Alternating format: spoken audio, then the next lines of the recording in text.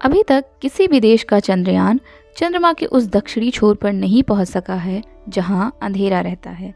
चांद के दक्षिणी छोर पर चंद्रयान 3 के पहुंचने से न केवल चंद्रमा के बारे में अनेक जानकारियां मिलेंगी, बल्कि अंतरिक्ष अभियानों को कहीं अधिक सुविधाजनक तरीके से संचालित करने में भी मदद मिलेगी।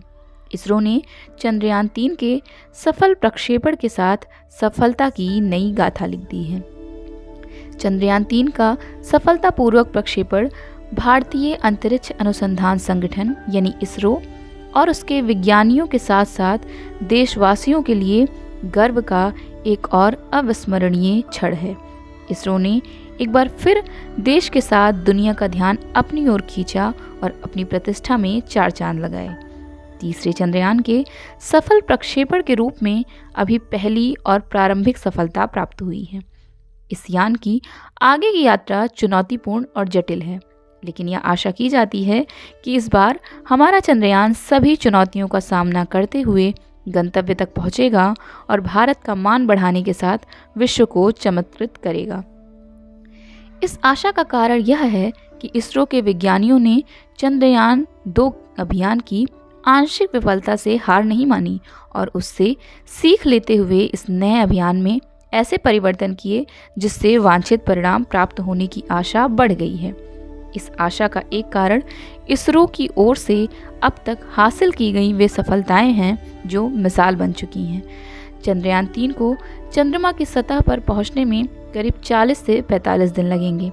स्पष्ट है कि उस क्षण की प्रतीक्षा भारत के साथ विश्व भर को है, क्योंकि यदि हमारे इस यान का लैंडर चंद्रमा के दक्षिणी छोर पर सफलतापूर्वक उतर जाता है तो यह उपलब्धि हासिल करने वाला भारत संसार का पहला देश होगा। अभी तक किसी भी देश का चंद्रयान चंद्रमा के उस दक्षिणी छोर पर नहीं पहुंच सका है जहां अंधेरा रहता है और जहां के रहस्य अबूझ हैं। माना जाता है कि वहां बर्फ के भंडार के साथ खनिज भी हैं। चांद के दक्षिणी छोर पर चंद्रयान 3 के पहुंचने से न केवल चंद्रमा के बारे में अनेक नई जानकारियां मिलेंगी, बल्कि अंतरिक्ष अभियानों को कहीं अधिक सुविधाजनक तरीके से संचालित करने में भी मदद मिलेगी।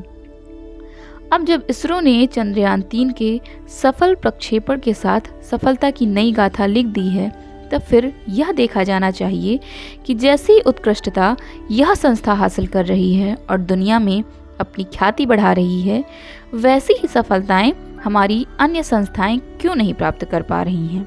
भारत की कोशिश यह होनी चाहिए कि सफलता के जैसे झंडे अंतरिक्ष विज्ञान के क्षेत्र में इसरो ने गाड़े हैं, वैसे ही अन्य संस्थाएं भी अपने अपने क्षेत्र में अपनी श्रेष्ठता सिद्ध करके दिखाएं। देश की चहुमुखी और तेज प्रगति के लिए यह अनिवार्य है कि जो भी संस्थान इंजीनियरिंग, मशीनरी, तकनीकी के विभिन्न पहलुओं के साथ उद्योग आदि क्षेत्र में काम कर रहे हैं, उनके लिए इसरो प्रेरणा स्रोत बने। वास्तव में इस पर गंभीरता से विचार करने का समय आ गया है कि अपनी दक्षता और कुशलता से अपने काम में जैसी सफलता इसरो हासिल कर रहा है, वैसी ही रक्षा उपकरणों समेत अन्य तमाम उपकरण बनाने, विकसित करने वाली संस्थाएं क्यों नहीं अर्जित कर पा रही हैं।